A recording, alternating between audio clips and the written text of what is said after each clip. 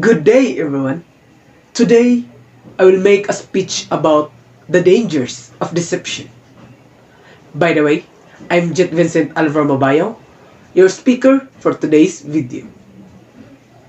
The world is a facade where almost everything you think you know is a lie. We are in a fallen state, exiled from ourselves, lost in a maze of manipulation. To escape the maze, we must find the essential truths of our human condition underneath the nuances and conditioning. Our true self sees through the traps, manipulation, and deception. This video will talk about deception, very timely and relevant. Deception occurs in so many ways, and it is a dangerous thing. This has been happening throughout centuries. And this world has so many famous stories of human deception. But the most popular story of deception can be read from the book of Genesis. It tells us that deception originated with Satan. From the book of Genesis 3, chapter 13, we can read, "Then the Lord God said to the woman, 'What is this you have done?' The woman said, 'The serpent deceived me, and I ate.'" Satan wasted no time in going after God's creation. The dictionary definition of deceive is to cause someone to believe an untruth. Satan lied to Eve in discrediting what God said. "For when you eat of it, you will surely die." To which Satan told Eve that wasn't going to happen, and that the reason God lied to them was because He didn't want them to become like Him. Lying and deceiving go hand in hand. Eve fell for it, and Adam soon followed suit. And it has been Satan's move from henceforth. That's what Satan's goal is. He wanted Adam and Eve to be led astray from their pure and sincere devotion to God, and he wants to do the same thing to us. Satan is a crafty and cunning. He is the master manipulator and the father of lies, regardless who is saying them. All deceptions come from the Satan. We need to pray that God will equip us to see when He's trying to deceive us. Satan will twist the word to try to deceive us into believing something that God didn't intend. But that is God is just a biblical record of deception that changed the history of humankind from a biblical perspective. The greatest deception will set your heart on fire with the eternal flame of truth, as the danger of deception is very powerful and dangerous. It could actually cause extreme devastation towards our humanity, our future, and the future of our children.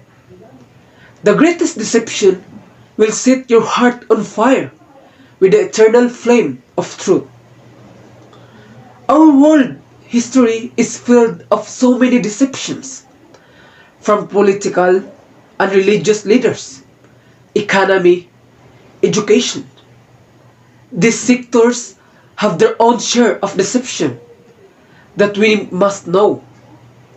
But there is one thing which is not common to everyone, something that keeps on occurring and continues to earn profit.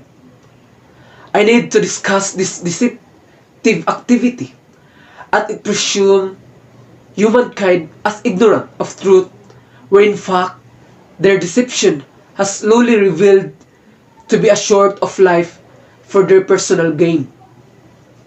Deceptive or false advertising is the marketing of information or visual content about a product that is misleading and unrealistic. Businesses use deceptive advertising to promote goods under claims that are not accurate to the product actual appearance or function. The dangers of this deception is that the target market keeps on patronizing the product and services. However, the end goal based from the promises provided was not achieved as the purpose of the advertisement was the only mislead the consumers.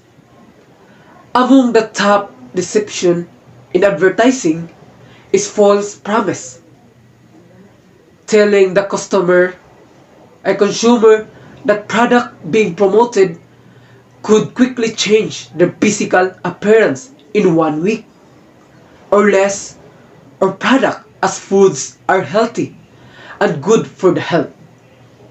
However, after purchasing the trying the product, nothing has been achieved. Worse, it worsened the problems. It's nutty, chocolate, and downright delicious. Nutella takes basic foods and dresses them up in new, delicious forms. However, the hazelnut spread came under fire in 2012 for spreading some seriously false information to its consumers. This is according to the listverse.com in their 2016 publication. It is as the company claimed that Nutella was a healthy breakfast option for kids and had various nutritional benefits, which was quite the opposite of the information printed on the product label. Nutella actually contains over 20 grams of sugar and 11 grams of fat per serving. A California mother sued Nutella, stating that she felt misled by the company and had been serving the sugary tidbit to her child without realizing its unhealthy ingredients. Apparently, rather than simply reading the nutritional label, she decided to put all her faith in the company's advertisement, a decision that ended up costing Nutella over $3 million. In addition, the company was ordered to reimburse individual consumers who had purchased jars of product between 2018 to 2012. The danger of deception get back to the very source of it. What a lesson for Nutella. In politics, deception is rampant, especially during campaign period. Deception has been the top skill of some politicians to gain the support and the sympathy of the voters. Deception is understood as a necessary and justifiable part of politics to reign supreme. However, the future of the country and the future of our children is at stake, as the promises used was only to deceive the voters. It is expected that it will not have a fulfillment. Thus, identifying truth from lie should be manifested in order for us to live with the truth and honesty. Deception is also practiced for a long time by the Communist Party of the Philippines. The recruitment process of young Filipino students through the League of Filipino Students has been the top concerns of our government. Many young and intelligent minds have been recruited by virtue of their sweet propaganda, with its purpose to only deceive.